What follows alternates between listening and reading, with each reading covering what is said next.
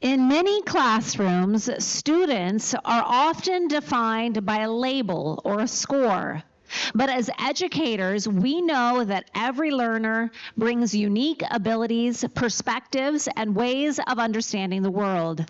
Our next discussion, Dismantling the Gifted versus Struggling, Dichotomy and Valuing Diverse Learning Strengths, invites us to rethink how we recognize and support every learner's potential. We're excited to have an incredible panel joining us for this next one. Please help me welcome our moderator. We have Christine E. Agaibi, a professor, therapist, and consultant at Caresilience, and our panelists joining her are Chaya Mallavaram, the founder and CEO of Spark Launch, Evan Rofe, the CEO of the SENSEsational Alphabet, Sharon Canaday, the CEO and lead tutor at TurningPoint Math, and Doctora Sandra Villarreal Montgomery, the CEO of Mont Educational Consulting LLC. Let's welcome them all with a big round of applause. Welcome. Hi. Hi, thank you all so much. First of all, we changed up the moderator a little on you. So, Doctora Sandra Villarreal Montgomery with Mont Educational Consulting. Oh, there's my mic. Okay. And I do have a lovely panel with me today, our colleagues, our leaders. First of all, we'd like to thank you for letting our group share with you our topics today. Our group is a group of specialists that have expanded their reach out to meet the needs outside the system and have our very unique talents. So first, I'm going to have our panel introduce themselves. So my name is Chaya Mallavaram, and I'm the founder and CEO of Spark Launch. We are building an AI-powered game-based learning platform for children with ADHD, and will also include other neurodivergences such as dyslexia, dysgraphia, autism, as sometimes they all overlap. And it comes from a deeply personal journey of mine, my own neurodivergence, and learning to lean into my unique strengths and gifts that I had to discover on my own. And thanks to my son who put me on this journey with his diagnosis with ADHD. Thank you. My name is Sharon Canaday. I have 30 years of experience in the education field, primarily outside of the system, but I have spent time in the public school system teaching and in a private school as a teaching principal. And I actually taught overseas for several years too. I've kind of drawn on all those various experiences that I had and found myself in a position of having a contract non-renewal in January of 2020. Trying to find a job in the spring of 2020. And I just said, you know what, I'm gonna just tutor and substitute. And I started tutoring and discovered that it is a much more powerful mode of education than classroom teaching. And I feel so blessed every day that I can make so much of a difference in my students' lives. And I've now grown because I quickly reached the point where there was not enough time in my calendar for all of my students. So I now have 8 tutors that work for me, and I'm growing my team. And so not only am I blessing students, but I'm also able to help teachers who are either wanting to or have recently stepped out of the classroom to still tap into their skills and knowledge and help students. Lovely. I am Evan Rofe. I am CEO of the SENSEsational Alphabet. We are a company that creates tools for children of all abilities, primarily our touch and feel, scratch and smell, audio, braille, and sign language alphabet book. So regardless of a child's ability or disability, or a parent's ability or disability, they're able to get help either in the classroom, at home, in therapy, and wherever. The journey came from my mom and my dad, who created the product to help my younger brother, who has special needs as well. We got tired of, I guess, picking and choosing these flashcards, this sensory tool, this workbook. So my mom set out to create an all-in-one, and 19 years later, we're very blessed to still be around. Thank you. Hi, I'm Christine Agaibi. I have master's in doctoral training in counseling psychology with a specialty in resilience, which also comes from a very personal journey. The education piece of what I do is that I'm a professor of psychology at a couple of colleges in New Jersey. But my company is the Caresilience, which is the Center for Authentic Resilient Empowerment, where I teach a lot of people different kinds of tools on how to be resilient from a scientific perspective. And so that's the other kind of hat that I wear, as well as the teaching in university and colleges.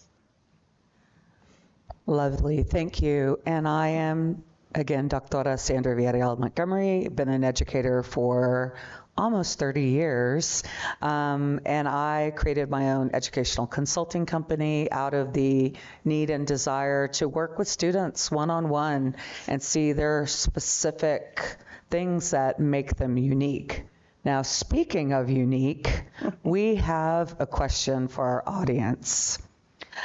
How many of you feel like you have a label, raise your hand, that defines you in some way? Okay, a few. All right, I'm asking that because I have our panel over here that will be giving their thoughts and insights about what labels actually are.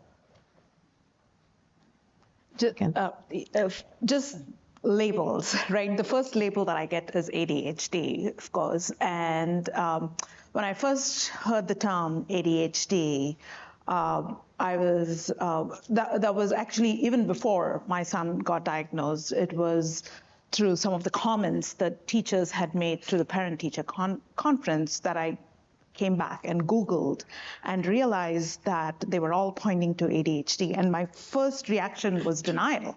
I was like, what? That's my son. How can he have ADHD? And then I within a few days, I said, why not? And I started looking at all the positive sides.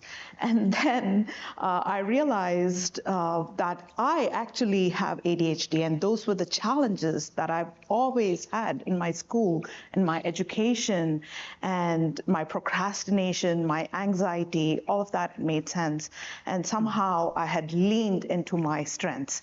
But I said, let me embrace the label. And actually, so I called a pediatrician and got him a diagnosis. And I've been so blessed to learn everything about ADHD. And so I would say just with any label, let's just listen to it with an open mind, because there's a wealth of information with any label, and also remember that with anything, there's always strengths. There's always a flip side to a label, and so we will never know the other side if we don't see the negatives. So let's just accept it the way it is, and also I feel label is always relevant to a system. And it's relevant to the environment. And so if we look deeply, we'll understand more about ourselves with any kind of a label. For sure, yes. I find myself often having conversations directly with parents who I need to bring up. You know, you might want to seek a diagnosis for your child. And the quick response that I often get, especially from homeschooling parents, is why? Why does my child need a label? And I have to explain to them that it's not about the label. It's not about the constraints that you're imagining that that's putting on your child. It's about accessing services and opening doors for your child. I myself have a child, an adopted child, who over the years we thought she was dealing with trauma. And at age 17, suddenly dots connected in my brain, and I said, I think she's autistic. And we took her in to have her diagnosed, and she was. A few weeks later, I was talking to somebody at church, and I wanted to tell them. And I leaned over to her, and I said, is it okay if I share? She said, yes, because it was so freeing to her to have that label that helped her understand herself. And I think that's one of the things we need to emphasize to parents and to students, that a label isn't putting a constraint on you. It's helping you understand yourself. It's helping us understand how we can help you better. No, I completely agreed. As coming from a bad behavior kid growing up, that was the label I was given. You know, exactly. So I was always fidgety in school. I couldn't sit still. I wouldn't be paying attention to things. And turns out I just had ADHD, and later on, you know, got diagnosed with ADD as I got older. And yeah, instead of becoming the bad kid, I was just someone that needed a little extra help. So once I was given diagnosis, I was able to get help that I needed. I was given fidget toys in class to keep my hands occupied. I was given standing desks so that if I needed to pace or move my leg a little bit, I could do that. And it allowed me to, I guess, learn what helped me learn the best. So I ended up becoming an engineer and getting my engineering degree because I like to think, I like to move, I like to work with my hands. And I was fortunate enough to get that diagnosis that sent me on the track where I got to today. And yeah, I don't think there's anyone that's necessarily normal. I mean, the definition of to be human is to make a mistake. So if you're human, you're obviously not normal, you're not perfect. There's just either a label you either have discovered or haven't discovered. And it's important that you don't run from it because you will become the best version of yourself if you accept it. Yeah, it seems like the consensus here is that a label is not necessarily a bad thing. It isn't a bad thing. It's a place to start. And as a resilient scientist, I can say that it's important to embrace the changes and the differences that we all have. And from there, we can move forward and we can embrace the changes and we can use those to look for opportunities to grow and to develop and to help others. And we can't do that if we're not adaptable or flexible to these differences. So we have to think of it as a launch point and not as a stigma, and to get rid of the stigmas that go with labels because they're important to help us to reach our goals. I love that. And so I'm going to ask our audience again, as I vaguely asked if anybody had a label that they felt identified, if we were a little more specific and we said something like, is your label that you have brown hair? Is your label that you like apples more than oranges? Is your label more that you come from a certain category? We might not find that so challenging or difficult, but when you're talking to parents, and especially when you're talking about creating something that could potentially help their child, you're also noticing if you bring up anything about a label, sometimes there's a negative connotation to that, whereas actually it can be something that we as educators and parents and anybody that is a specialist in their field could use to help create and guide a more customized path for that student. So all of us are coming in with the goal of bettering the situation, supporting the situation, and labels sometimes are given either a good or bad category. So I love the insights in there. And let's talk now specifically about the label of being gifted versus struggling. So many people think that gifted doesn't have any challenges. It must be easy if you're bright, exceptional, whatever you connect to gifted. So I'd like to ask our panel, what are the challenges with students being labeled as gifted? What are some struggles that you notice? And the difference between the two, struggling versus gifted. I know that's a lot of information I just put at you. So maybe start with the challenges that are assumed with being gifted. Start. Yeah, I just with the word gifted, I truly believe everybody has a unique gift to offer to the world. And it's up to us to find out what that gift is. And so, in the similar way, everybody has challenges. And so there's always this balance of living with your gifts and also living with your challenges. But in my lifetime, I have seen that you might as well use your gifts because they come naturally to you and it's easier. And so I've always felt this, if you can live in your gifts, 80% of the time, and 20% is your challenges, because we still need to do things. And for instance, with ADHD, executive functioning is a challenge. Being organized is a challenge.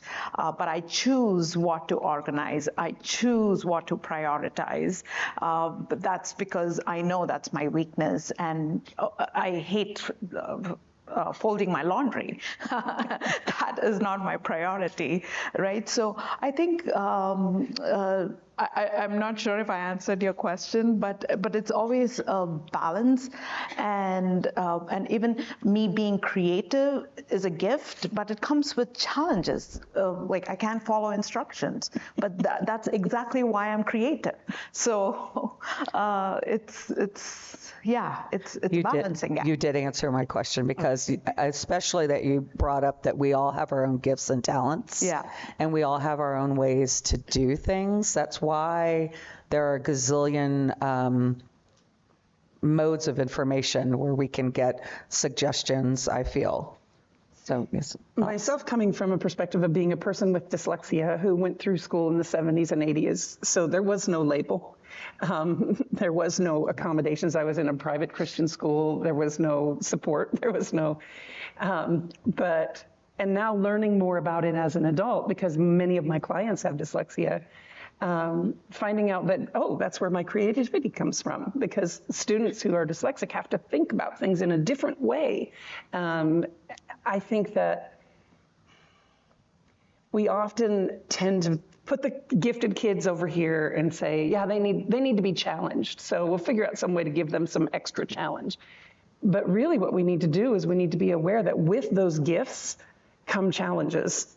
Oftentimes, in fact, my husband is a prime example, and so is one of my good friends. They breezed through elementary and high school, no problem, because they were gifted, and then they hit college, and suddenly they had to study, and no one had ever taught them how to study. And so we have to recognize that with those gifts come challenges, and we need to, as educators, support them when there are challenges so that they can capitalize on their gifts and their challenges won't pull them down. No, I love the fact that you brought up about how if you have a shortcoming, you have to be creative to solve it. Because, I mean, if one person's good at math, they might not be good at being creative, or vice versa. So just because they're labeled gifted at one thing doesn't mean that they're just all around perfect and can learn everything. So it's important to remember that, like, for everything you might be not the best at, you're probably really good at something else. Exactly. Yeah. So, I mean, it's just important not to put yourself in a box and put that pressure on yourself of, oh, well, I was labeled gifted, so now everything was easy, so now I need to keep up with that expectation. And a wise man told me that the only expectations that you'll let yourself down are the ones that you make for yourself. When you're in school, you're told you're gifted, but when you go to college, for example, no one knows you. You're the only person there who knows what you've done in the past, what you've been capable of in the past. So if you're not, in your mind, if you're continually not reaching those expectations, you're the only person who put those expectations there for yourself. So if you end up feeling overwhelmed or anxious, or like the world is crumbling around you, which was the way college felt for me in the beginning, it's important to remember that you're not the only person who has to study. You're not the only person who's going to go through issues like that. And it's okay to realize that you're allowed to not be gifted all the time. Right. Yeah. Yeah, ultimately, sometimes when somebody is labeled as gifted, they're overlooked, and we're not seeing where some of the challenges are and where we can assist them. And so, like you were saying, it's important to seek out support and seek out services that can help you. You're not alone.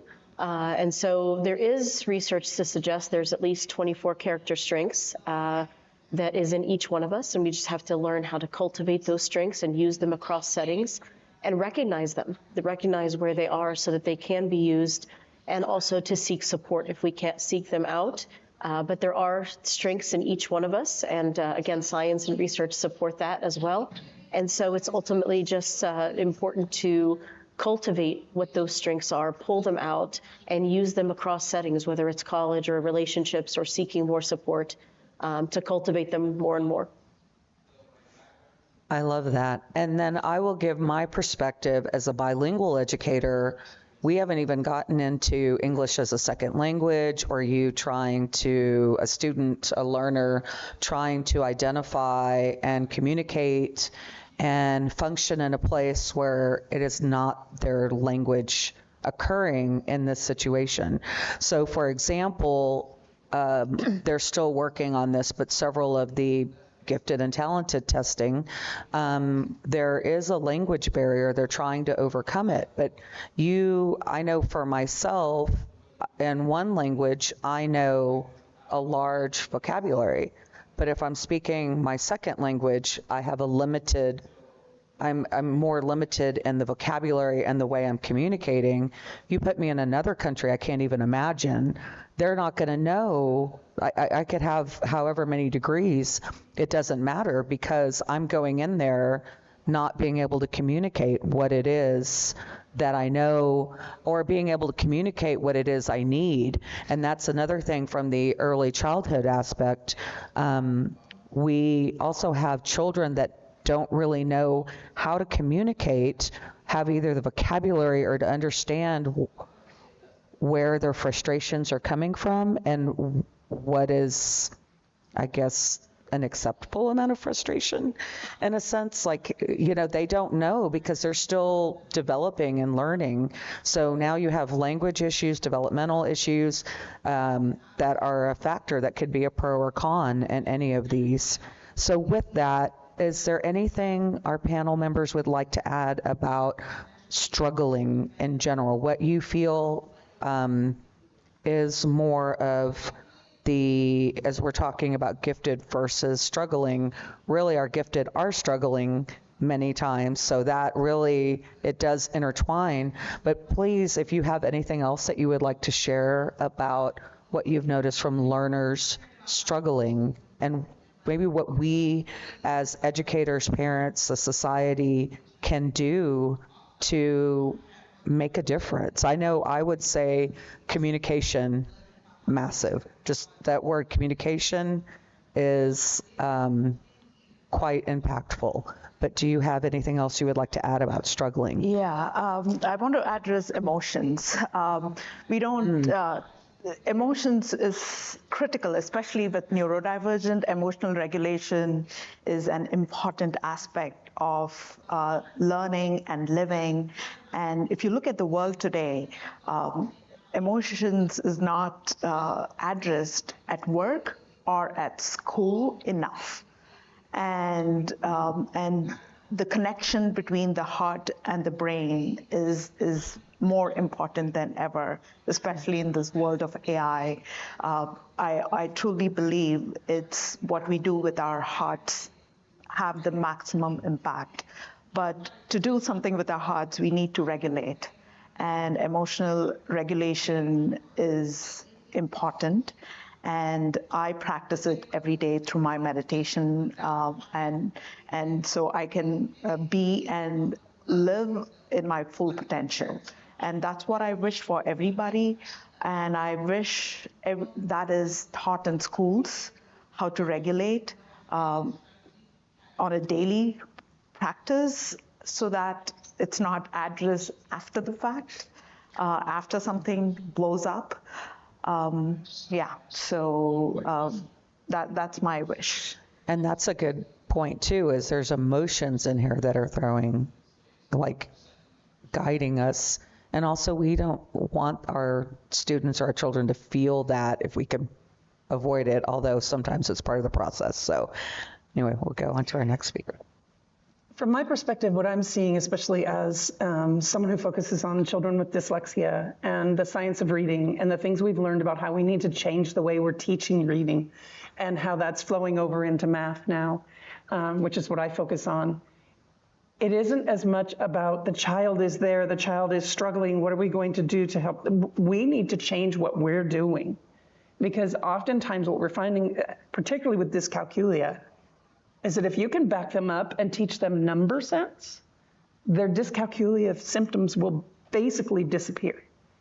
I've taken dyslexic children, and in 3 to 4 years, I've got them reading at an 8th grade level. We have to change what we're doing and how we're doing it in order to meet the needs of that child. Yeah, I mean, it just comes down to support, whether it's support from your teachers, support from your parents, support from your friends even. I mean, you are as strong as your support base is. And obviously that's not the case for everybody, as not everyone can have such a good support base. But as long as, if you do, they're willing to help you and go the extra mile and start by accepting the fact that you're struggling and working with you to find the solution, then yeah, you should 100% be able to overcome it, whether it's, now, weeks, months, years, or an ongoing process. But yeah, you're as strong as your support and as much as you're willing to allow your support to help you. I would say it's important to look for opportunities in the setbacks. And oftentimes when people are in a setback, they get into a spiral of negative thinking. And it's not about being proactive and looking for support and looking for areas where I can see where my strengths are, or looking at it from a different angle. And we become kind of tight and closed-minded in that situation. So I would recommend that people look for opportunities in those challenges. Oftentimes, if we kind of just, because resilience is about adaptability and being flexible and learning from a mistake or a problem, like you mentioned before. And so it's important to not look at it as the end of the road, but where can I look for opportunities in this challenge to kind of help myself to grow. I love this. And you all had something unique that we can leave and go into the next step with. And one of the things I just heard you state that I would love for you to elaborate on is resilience, because all of this, nothing in life is going to be easy, as many of us have learned, but a lot of times it's how we're coping with it, right? So please tell us more about resilience. Yeah, so resilience is a actual scientific research study that's been looked at for about 50 years or so. It's an umbrella term that encompasses a lot of different skills that we can learn and grow from.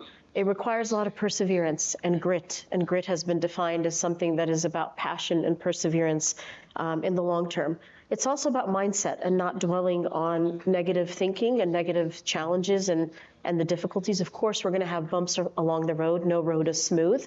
But how do we, again, become adaptable and flexible and learn from those bumps in the road? Those are definitely things that are going to happen. We want to embrace change. One of the only constants in life is change. And so we need to embrace that change when it comes, rather than bemoan something in the past, but learn from that situation and to grow from it. We also need to practice gratitude, and gratitude has been shown in research that it helps us to shift our perspective from all the things that could be going wrong to some of the things that are going right, which is really important. And again, to keep things into perspective. This is just one chapter and one day or 1 week or 1 year, but to keep things in perspective and to learn as we go along, and the road will show itself as we go along. But sometimes, again, people get stuck in the mindset of, this is a terrible situation now, and rather than looking for opportunities in those situations.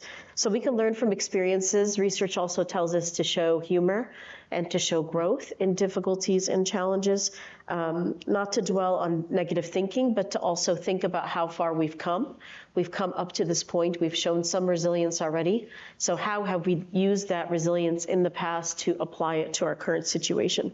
We also need to look at things as they are, not insurmountable. Sometimes we look at things and see them as a big mountain in front of us, and we're unwilling to take a step. So start with a step, tomorrow take another step, the day after that take another step, and eventually you'll scale that mountain and get to a place that is, at the peak and the pinnacle of that mountain. So again, it's about adaptability and flexibility and learning, and to grow in those 24 character strengths that I mentioned. And those can be measured and can be cultivated and can be understood a little bit deeper. And from that, you can build that skill of perseverance and patience, and use those skills to help you to grow in all of those different areas. And not only us personally, but also as we help our students. Yes. To help them to grow those skills. Absolutely. Absolutely. Exactly. And so do any of our other members want to add on the resilience? Have you noticed, just even as you were talking about emotions, we sometimes are more sensitive to maybe feedback or things going on, but I think sometimes our emotional regulation is also occurring with that resilience, with that time that's occurring. And I also wanted to bring up another point too. We were talking about kind of going back to labels for a minute, and we're constantly changing. And so when you're talking about that, a label that is placed upon somebody at some time, especially with their development, with their learning, that may change. That is kind of a snapshot of that moment and what is going on. So I want to ask the panel then, do you feel that resilience, as we were talking about that change, do you feel that resilience helps with the identification of labels or helps with the struggling process? How do you connect resilience to those kind of anything that we've talked about in this discussion so far? In any order, go ahead.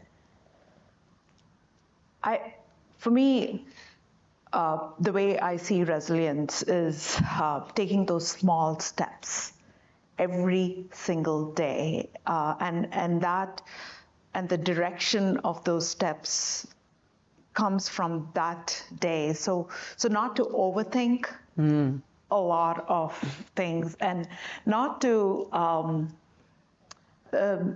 be afraid of something that's imaginary, and to take it by the day. I can't focus. It's about taking one step at a day. That's my think about resilience. To me, it's to help a dyslexic child learn, or a child with dyscalculia, you need to do multisensory instruction. You need to be explicit. You need to be systematic. And sometimes we have to be that element of the learning that they need to do in their resilience for them. Yes. So a child might be in front of me and struggling and trying to figure something out. Okay, well, let's figure out what tools you've got that you can use. Can you get your abacus out? Can you get out your table to refer to? Or, and I have to sometimes do that thinking for them to get them there. Mm-hmm. And I often end up with students, in fact, it's not uncommon for parents to tell me, oh, if I even just mention the word math, they melt in a puddle on the floor. And within a few weeks after I've started working with them, they're asking for more math time, and the parents are just flummoxed by it. They're like, how'd you do that? And part of it is just, let's make this fun. Mm-hmm. Let's find the joy in this. We don't have to just focus on the negative. We can focus on the positive. We can have fun with this. And so I think sometimes we have to be the crutch to our students. Maybe when they can't do those things for themselves, we need to help them. And then they learn that skill on their own. I just want to add to the joy part, which is very important to continue the journey. Mm-hmm. Because joy takes away a lot of tension, and when you bring joy, it creates dopamine, it creates motivation to carry on. Yeah. So everything in life should be joyful. Agreed. Even math. Love math. Hashtag math nerd. Exactly. Yeah. No, it's a good feeling to solve problems. If you're given a problem and you're able to, on your own or with help, come up with a solution, it's a good feeling. You're able to be resilient in the way that you can look back now and say, hey, yeah, that sucked and that was not fun. Now it's hard, but not only did I make it through, I learned how to make it through. So you've taken your label and you've added on to it. Again, I wasn't good at sitting still in school, so I was given the label of ADHD. And from that, I was also given the label of a fidgeter. I need something to play with, and it's great. So, I don't even have any notes on this. I'm literally just playing with it while I'm up here because it helps me with, my past struggles. And it's important to know that even though you have a label, more will come with it. And as long as you're able to grow from it and have that sense of accomplishment, knowing you made it through, then yeah, that's all that matters in the end. Yeah, resilience is a lifelong muscle to grow. And as you evolve, you learn more skills and you grow more and you become more and more resilient. And you will always face challenges. Those are not going to go away anytime soon, but we learn how to cope with them and deal with them correctly. And for our kids, whether we're teaching them or our own kids or whatever it is, everybody needs someone to believe in them. And so we need to believe in that person, even if they're quote unquote struggling. And that helps them to see that they have purpose, and purpose helps us to become more resilient as well. So it is important to believe in our students, whether they're struggling as college students like the ones that I teach, or whether they're in elementary. We are their resilient crutch, to use your word, until they have learned those skills on their own, and believing in them that they'll be able to do that. I love that. So I'm hearing empowerment, Yes. resilience, support, joy. What a beautiful thing. All right. We have a few minutes for questions. We will gladly continue with our sharing, but if we do have questions, we'd love to get a few. And I see somebody with their hand up, but we don't. Do we have a mic for them? Yes.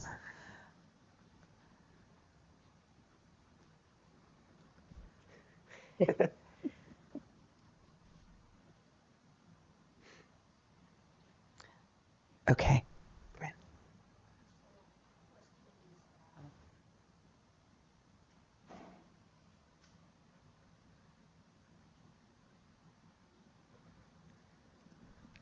So my question is, what are the tools that you guys might suggest? So when you go to a parent and try to let them know that their child is either gifted or struggling with some things that they can't do in school, what tools do you have there? And what age do you think a child can get diagnosed for ADHD or neurodiversion? Or when it comes to even the emotion that comes with that? That's such a hard one. Yeah. Because it's different for every child. It really is. I think back to one student in particular, when I first started my tutoring journey, I clearly saw ADHD all over him. And I very gingerly brought up with his mother that we might want to seek a diagnosis. And she was like, I'm actually okay with that, but his dad just won't. And his dad was all, well, I went all the way through school and I struggled the same way and I survived. And it was just so hard to have that conversation with them and say, you're closing a door for him to the support that he could get. And it will help you understand him. It will help you understand why he can't clean his room and why, there isn't a magic age. There isn't. But I think we as educators need to be alert and aware and paying attention, because oftentimes the parents don't have any idea what they're looking for. We as educators see many children, and so we can see the one that stands out in one way or another and say, this is something that might need some attention to a parent. I did want to share just a little bit about my experience of having my 17-year-old diagnosed. We have a very unique psychiatrist in the Phoenix area who, when you bring your child to him, he spends some time getting to know the child. There's, of course, the tests and the things that the teachers fill out and the parents fill out. But he kind of reverse engineers it. And he says, okay, here's this child. I can see she has challenges. I know what services she's going to need in order to succeed. And then he looks back and says, what diagnosis does she need in order to access those services? And then do her symptoms fit that diagnosis?